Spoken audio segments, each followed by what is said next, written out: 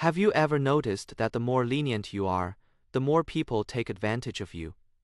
You give in again and again, tolerate again and again, thinking that kindness and tolerance can exchange for sincerity and respect.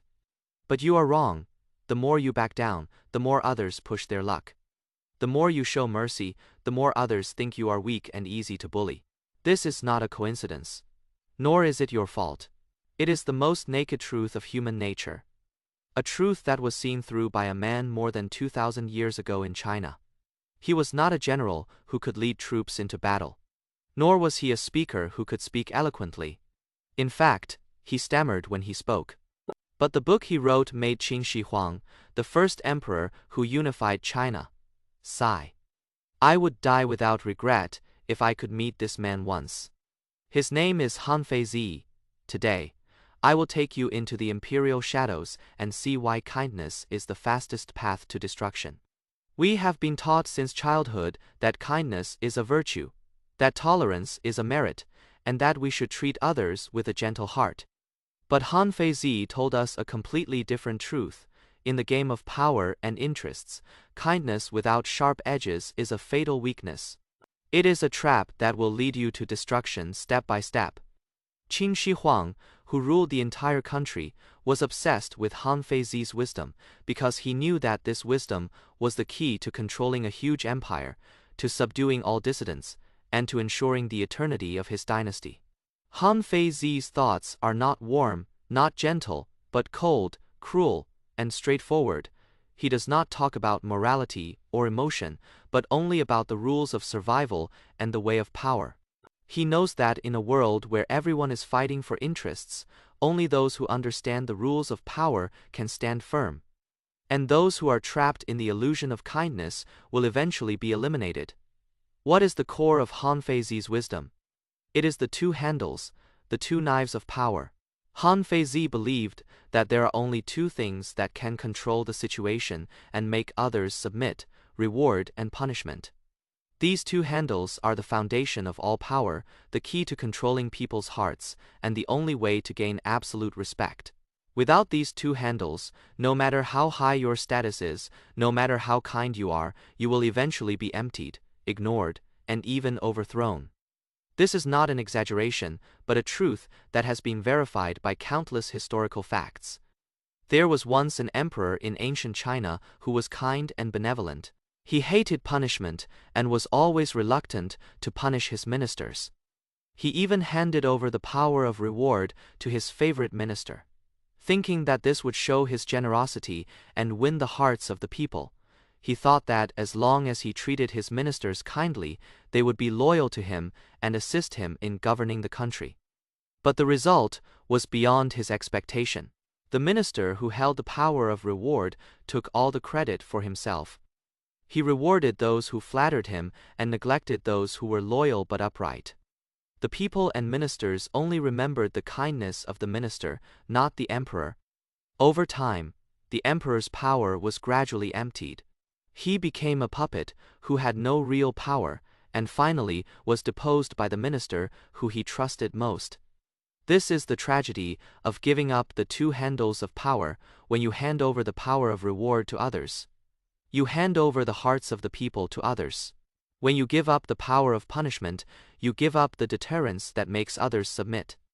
In the end, you can only be abandoned by others. Reward and punishment are like two sharp knives in the hands of those who control power. Reward is used to attract people, to let others work hard for you, and to make them loyal to you. Punishment is used to deter people, to let others know your bottom line, and to make them dare not betray you or cross your boundaries. These two knives are indispensable. If you only reward but not punish, then people will become greedy and arrogant, and they will keep challenging your bottom line. If you only punish but not reward, then people will become resentful and rebellious, and they will eventually betray you. Only by combining reward and punishment, using them properly, can you control people's hearts and hold power firmly in your own hands. Han Fei Zi told us that the mistake most kind people make is that they are too eager to be liked, too eager to gain the approval of others, so they give up the two handles of power.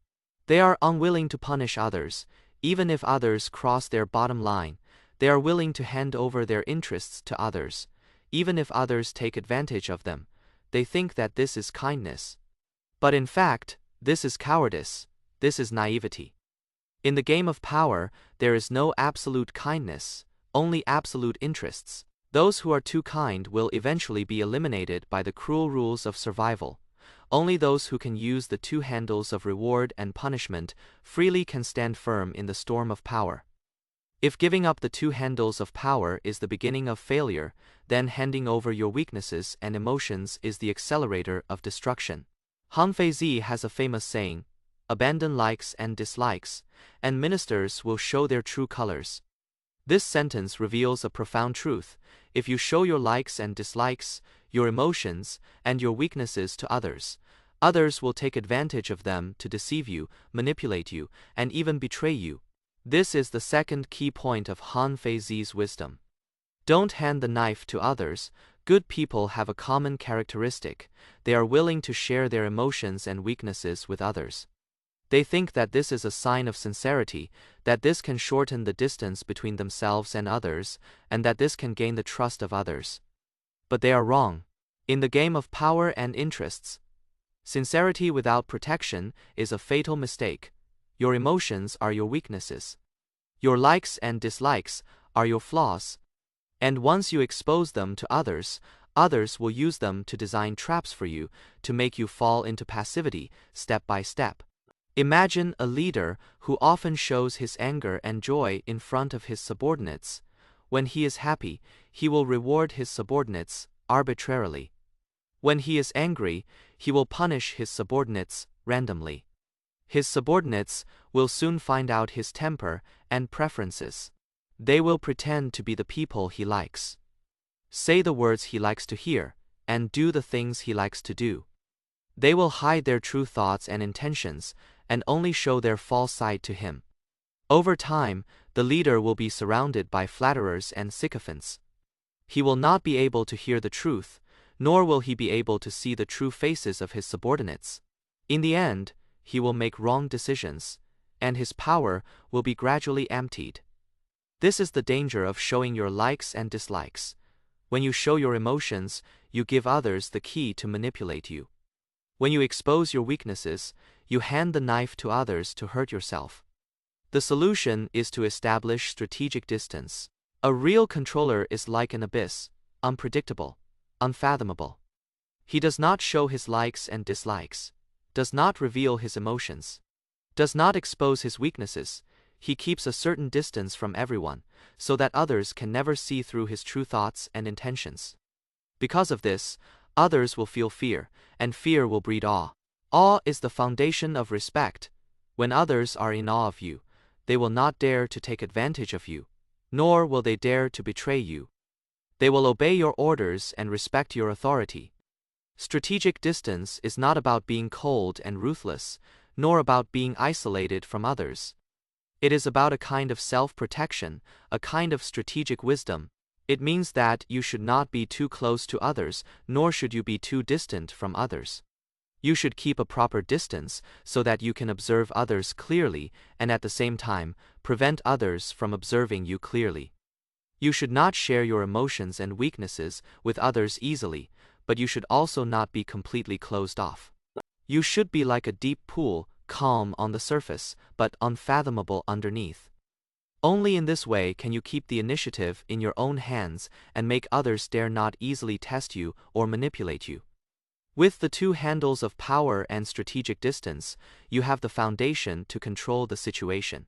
But to truly gain absolute respect and survive in the cruel game of power, you need to master the iron triangle of survival proposed by Han Fei Zi law, art, and power. These three elements are interrelated and mutually supportive, forming a complete system of power. They are the core of Han Fei Zi's wisdom and the key to building respect and controlling power. Law is the bottom line. It is the clear rules and regulations that you set for yourself and others. Han Fei Zi believed that without law, there is no order. Without order, there is no power.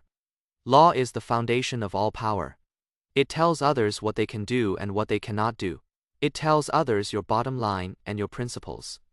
If you do not have clear laws, others will not know where to stop, and they will keep crossing your bottom line. You will be in chaos, and your power will be lost. So, to build power, you must first establish clear laws. You must clearly tell others what kind of behavior will be rewarded and what kind of behavior will be punished. You must adhere to these laws unwaveringly so that others can trust you and fear you. Art is the skill of manipulation. It is the way you use the two handles of reward and punishment, the way you maintain strategic distance, and the way you read people's hearts. Han Fei Zi believed that law is the foundation, but art is the key to using law. Without art, even if you have clear laws and powerful power, you cannot control people's hearts. Art requires you to be observant, to be able to read the thoughts and intentions of others through their words and deeds. It requires you to be flexible, to be able to adjust your strategies according to different situations. It requires you to be calm, to not be emotional when facing problems, and to make the most correct decisions. For example, when a subordinate makes a mistake, you should not punish him arbitrarily. You should first observe his attitude, understand his motives, and then decide how to punish him. If he made a mistake unintentionally and is willing to correct it, you can punish him lightly and give him a chance to make up for it. This will make him grateful to you and work harder for you. If he made a mistake intentionally and is not willing to correct it, you should punish him severely to deter others. This will make others know that you are not easy to bully and that you will not tolerate any betrayal or violation of rules. This is the art of manipulation. It allows you to control people's hearts with the least cost and gain the greatest benefit. Power is absolute coercion. It is the influence and deterrence you have because of your status, your strength, and your wisdom. Han Fei Zi believed that power is the guarantee of law and art. Without power, even if you have clear laws and superb art, you cannot make others obey you. Power comes from your own strength, from the support of others, and from the awe you have established. It is a kind of invisible coercion that makes others dare not resist you. Even if they are unwilling, power is not arrogance, not tyranny, but a kind of confidence and deterrence. It makes you stand above others, makes you the master of the situation, and makes you gain absolute respect. Law, art, and power form the iron triangle of survival. Law sets the bottom line. Art provides the method, and power gives the guarantee. Only by mastering these three elements can you build a complete power system. Can you stop being ignored and taken advantage of? Can you gain absolute respect? Remember, respect is not begged for, but built through this set of systems. You cannot gain respect by being kind and tolerant, nor can you gain respect by begging and pleasing. You can only gain respect by establishing clear laws, mastering superb art, and holding absolute power. Han Fei Zi's wisdom is cold and cruel, but it is extremely realistic. He taught us how to control power, how to gain respect, and how to survive in the cruel game of power. But what we must remember is that power is a double-edged sword. It can bring you glory and respect, and it can also bring you destruction and loneliness. Han Fei Zi taught Qin Shi Huang the tools to rule the world, but he himself died at the hands of these tools. This is the price of power. Han Fei Zi was a genius of power, but he was also a victim of power. He was born in the Warring States period, a time of chaos and wars. He was eager to use his wisdom to help his country become strong, to help the king rule the world. He wrote a book full of power wisdom, which was appreciated by Qin Shi Huang.